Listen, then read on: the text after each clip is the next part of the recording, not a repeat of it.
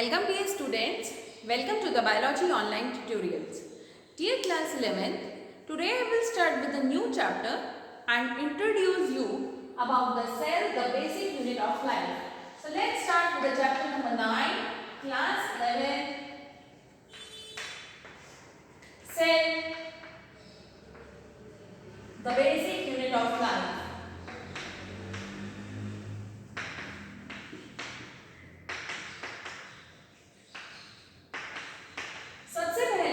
Let us define what is cell. Cell is the structural and functional unit of life. Our whole body, it is made up of cells. So, what is cell? Structural and functional unit of life. Who discovered cell? Discovered by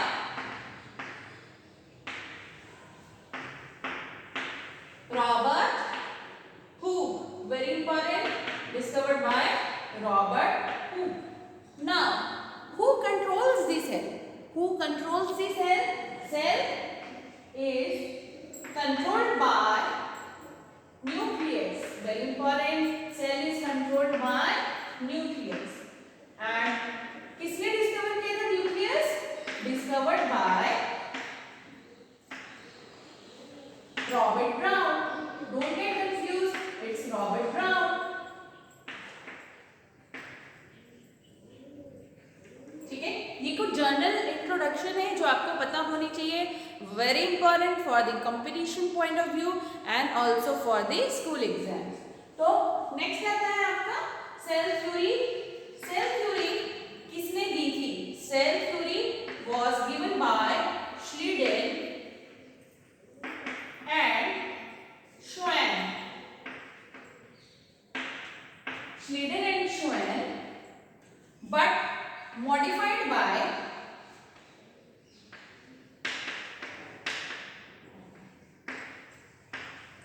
Rudolf Virchow. Rudolf Virchow. ठीक है, इन्होंने modify करी थी और इन्होंने क्या कहा था बेटा कि omnis cellula एक सेलुला. इसका क्या मीनिंग होता है? सबसे पहले और ये फीचर्स है और ऑर्गेनिजम्स और living organisms are made of cells. Number 2, new cells arise from pre-existing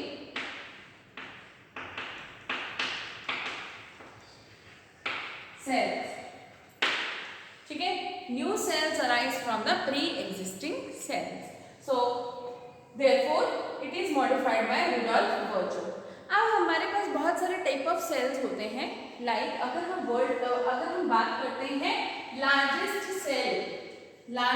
cell in world, तो वो कौन सा होता है? Largest cell in world is ostrich egg.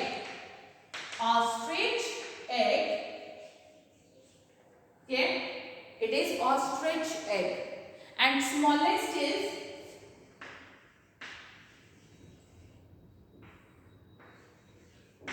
Mycoplasma और पीपीएलओ. माइकोप्लाज्मा वही होते हैं जिनको हम जोकर्स ऑफ प्लांट किंगडम बोलते हैं. And these are PPLO stands for pleuropneumonia like organism. Pleuropneumonia like organism. ठीक है, लेकिन हम अपनी बॉडी की बात करेंगे तो in our body largest cell is ovum, smallest is sperm, whereas longest is nerve cell.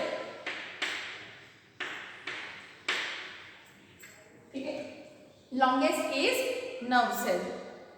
Okay, so in this chapter we will be going through two types of cells. One is prokaryotic cell and the other is eukaryotic cell. So let's start with it. The general features of prokaryotic cell, very important. सबसे पहले हम go through करेंगे कि prokaryotic cell में होता क्या है, ठीक है? तो let's start with the prokaryotic cell.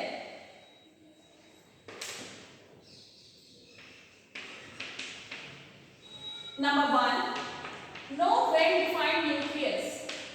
No well-defined nucleus. ठीक है, तो इसकी जगह पे क्या प्रेजेंट होगा? न्यूक्लियोइड. तो न्यूक्लियोइड इज प्रेजेंट. ठीक है, no well defined nucleus, nucleoid is present. Then we have extensions जो इसकी बॉडी पे प्रेजेंट होते हैं, as in fimbriae, pili. Fimbriae, pili, flagella. अभी उन सबके फंक्शंस में डिस्कस करेंगे हम, ठीक है? Fimbriae, pili, flagella. Then we have, ये एक्सटेंशंस हो गए बेटा. Then we have 3 layers. सबसे अंदर से हम स्टार्ट करते हैं तो सेल मेम्ब्रेन. सेल मेम्ब्रेन, फिर उसके बाहर जो होती है, सेल मेम्ब्रेन के बाहर सेल वॉल. सेल वॉल इसमें प्रेजेंट होगी. सेल वॉल के बाहर एक और लेयर होती है, ठीक है? दैट इज स्लाइम लेयर और कैप्सूल. स्लाइम लेयर और capsule. Then no cell organelles are present. No cell organelles present except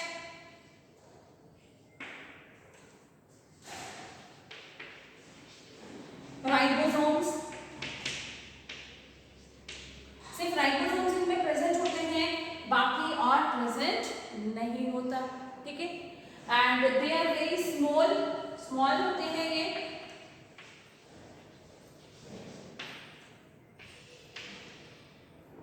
DNA भी आ सकता है इनके अंदर और आरएनए भी आ सकता है as genetic material.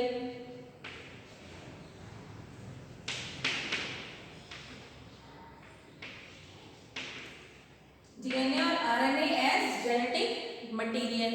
Okay dear students, अब मैं आपको डायग्राम ड्रॉ करके दिखाती हूँ. Yes students, so in front of us is a bacterial cell. Bacterial cell या हम प्रोकैरियोटिक सेल भी बोलते हैं. अब आप देख रहे हैं इसके अंदर से जो सबसे बाहर वाली लेयर होती है, इसको हम बोलते हैं बेटा स्लाइम लेयर और कैप्सूल.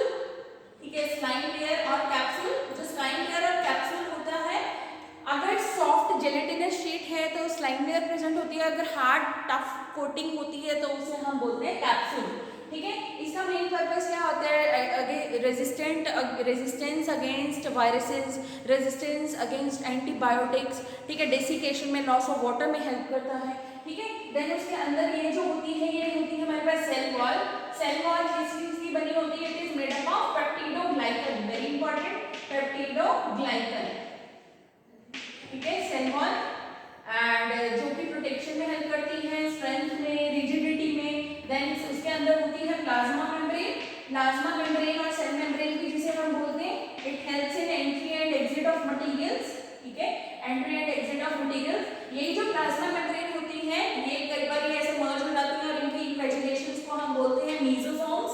वेरी इंपॉर्टेंट, मीसोसोम्स, जिसका रोल रहता है बेटा रेस्पिरेशन में, रेस्पिरेशन एंड डीएनए रेप्लिकेशन में. ठीक है, and then we have these are the polysomes और राइबोसोम्स. पॉलीसोम्स, ठीक है, या राइबोसोम्स भी बोलते हैं हम इसको. Then this is naked genetic material, nucleoid बोलेंगे हम इसको, न्यूक्लियोइड. ठीक है, इसके अंदर प्रोटीन के मॉलिक्यूल्स प्रेजेंट होते हैं, प्रोटीन्स, फैट्स. ठीक है, मैंने आपको बताया except ribosome no other parts are present. ठीक है। देन ये अपेंडेजेस है, ये देखिए दिस इज ऑल, ये पूरी जो जा रही है इसको हम क्या बोलते हैं, this is refer to as flagella. Flagella के दो पार्ट्स होते हैं, एक ये वाला जो पार्ट होता है, ठीक है, ये बेसल बॉडी है हमारी, this is basal body,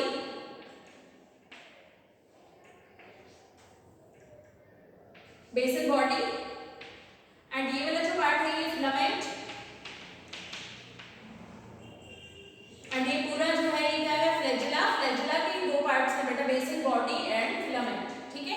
then इसके बाहर ऐसे स्प्राउटिंग से स्ट्रक्चर हैं जिनको हम बोलते हैं पिलाई और फिब्रे, ठीक है, पिलाई और फिब्रे। ये जो पिलाई और फिब्रे होते हैं ये इनको अटैचमेंट में प्रोवाइड करते हैं, अटैचमेंट में हेल्प करते हैं with any support, with any solid structures, उनके साथ अटैचमेंट में हेल्प करेंगे पिलाई एंड फिब्रे, ठीक है। तो this is about the bacterial cell. So we have various appendages. Appendages होते हैं जो सेल से सेल के बाहर को अराइज कर रहे हैं, और वो कौन कौन से होते हैं हमारे पास, फ्लैजिला जो कि उसको मूवमेंट में हेल्प करेगा, एंड पिलाई एंड फिब्रे जो कि उसको अटैचमेंट में हेल्प करते हैं, ठीक है। So this is about the bacterial cell. I hope the general introduction and the prokaryotic cell structure is clear to everyone. Thank you, dear students.